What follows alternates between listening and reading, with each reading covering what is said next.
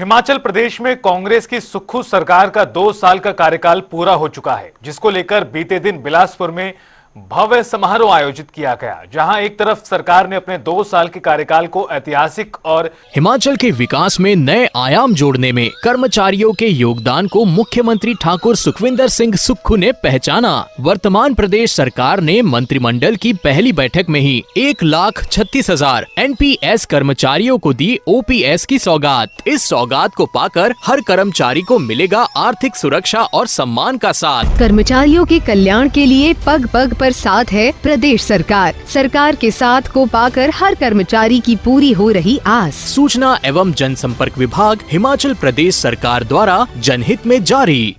व्यवस्था परिवर्तन वाला बताया, तो वहीं दूसरी ओर बीजेपी ने इस कार्यकाल को भ्रष्टाचार और कुप्रबंधन से लिप्त बताया। देखिए इस रिपोर्ट को। हिमाचल में कांग्रेस की सुक्खू सरकार का 2 साल का कार्यकाल पूरा हुआ, जिसको लेकर बीते दिनों बिलासपुर में भव्य कार्यक्रम हुआ। एक तरफ सरकार अपने 2 साल के इस कार्यकाल को ऐतिहासिक और व्यवस्था परिवर्तन वाला बता रही है, लेकिन बीजेपी ने इस कार्यकाल को भ्रष्टाचार और कुप्रबंधन से लिप्त बता दिया। सुक्खू सरकार 2 साल के कार्यकाल पूरा होने पर अपनी दी गई गारंटियों को पूरा होने का दावा कर रही है, जबकि बीजेपी कांग्रेस पर वादा खिलाफी का आरोप लगा रही है। सुक्खू के दावे, पूरी हुई गारंटी, ओल्ड पेंशन स्कीम योजना, महिलाओं को हर महीने 1500 रुपए देने का वायदा, गोबर खरीद योजना, स्टार्टअप स्वरोजगार योजना के तहत ई टैक्सी, उच्च शिक्षा को इंदिरा गांधी सुख शिक्षा योजना, पशुपालकों से दूध खरीद,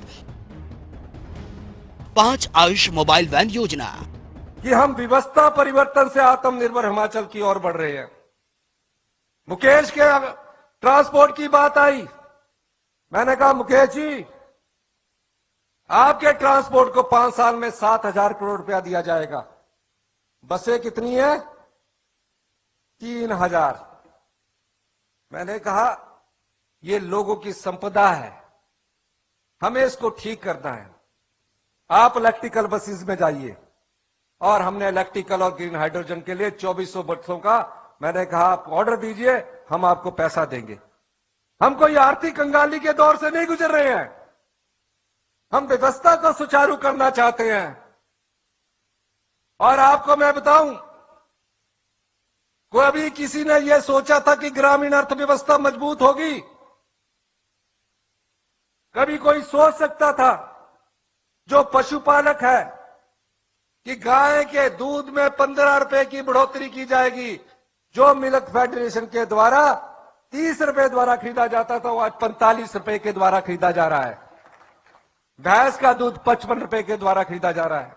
मैं रामपुर गया, कोई बड़ा कार्यक्रम नहीं था, रामपुर की महिलाओं से मिलकर मुझे ऐसा लगा कि जैसे सही में इन लोगों ने दूध के व्यवसाय से अपनी आजीविका का साधन बना लिया है। रोडू गया, कहा कि यहां 20,000 की 5,000 की क्षमता, 20,000 की क्षमता कीजिए। यही नहीं, गांव में लगा हुआ मनरेगा का मजदूर, मनरेगा के मजदूर को जब से मनरेगा शुरू की गई है, हमारी सरकार ने 60 रुपए की बढ़ोतरी की, और 300 रुपया गांव में रहने वाली मनरेगा की मजदूर को आज हमारी सरकार की योजना के द्वारा मिल रहा है। हिमाचल प्रदेश में 2022 में हुए विधानसभा चुनाव के लिए कांग्रेस पार्टी एक गारंटी पत्र जारी किया था, जिसमें पार्टी ने 10 गारंटियां दी। अब 2 साल का कार्यकाल कंप्लीट हुआ, सरकार ने 7 गारंटियों के पूरे होने का दावा कर दिया। हिमाचल प्रदेश में जहां गारंटी की बात आती है, गारंटियां जहां थी वहीं की वहीं है। 2 साल का कार्यकाल पूरा हो गया, आपने 1500 रुपए महिलाओं को देने की बात पहली कैबिनेट की पहली मीटिंग में कहा था, लेकिन 2 साल बीतने के बावजूद आपने कितनी महिलाओं को दिया, ये प्रश्न पूछने का है। आप जश्न तो मना रहे हैं, लेकिन जो गारंटियां जिसके वजह से आप सत्ता में आए हैं, उस पर क्या किया आपने? आपने हिमाचल प्रदेश में कहा था कि 5 लाख बेरोजगारों को नौकरी देंगे।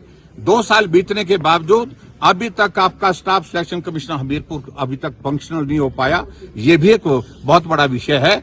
और नौकरी देने की बात तो दूर की बात, लेकिन आउटसोर्स में लगे हुए 10,000 से ज्यादा कर्मचारी आपने निकाल दिए। आउटसोर्स में 4 महीने से पिछले कर्मचारियों को सैलरी नहीं मिल पाई है, ये भी एक चिंता का विषय है।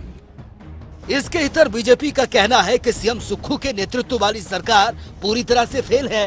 बीते 2 साल का कार्यकाल असफलताओं से भरा रहा। इसी कड़ी में विपक्ष ने राज्यपाल शिव प्रताप शुक्ल को एक ज्ञापन भी सौंपा, जिसे कच्चा चिट्ठा नाम दिया गया। ये ज्ञापन 106 पेज लंबा है। इसमें कथित भ्रष्टाचार और घोटालों को लेकर गंभीर आरोप लगाए गए, जिस पर डिप्टी सीएम मुकेश अग्निहोत्री ने तीखा प्रहार किया। प्रदेश का एक भी कर्मचारी बता दो जिसको तनख्वाह नहीं मिली है। बताइए आप, किसको तनख्वाह नहीं मिली है? प्रदेश का एक भी कर्मचारी बता दो जिसको पेंशन नहीं मिली है। बताइए किसको पेंशन नहीं मिली है? कहते जी एचआरटीसी के ड्राइवर कंडक्टरों को तनख्वाह और पेंशन नहीं मिल रही। आप रोज बोलते हैं और मैं कहता हूं इसका फैसला हो जाना चाहिए। अगर एचआरटीसी के कर्मचारियों को तनख्वाह नहीं मिली और पेंशन नहीं मिली तो मैं इस्तीफा देता हूं, नहीं तो जयराम जी आप इस्तीफा दें। रोज रोज की ठक ठक लगा रखी है आपने। किस ड्राइवर को तनख्वाह नहीं मिली है? किस ड्राइवर को तनख्वाह नहीं मिली है और किसको पेंशन नहीं मिली है? बताएं हमें। लेकिन घर बैठे वादियों में वहां से संदेश चला रखा है, ऐसे सत्ता नहीं मिलेगी।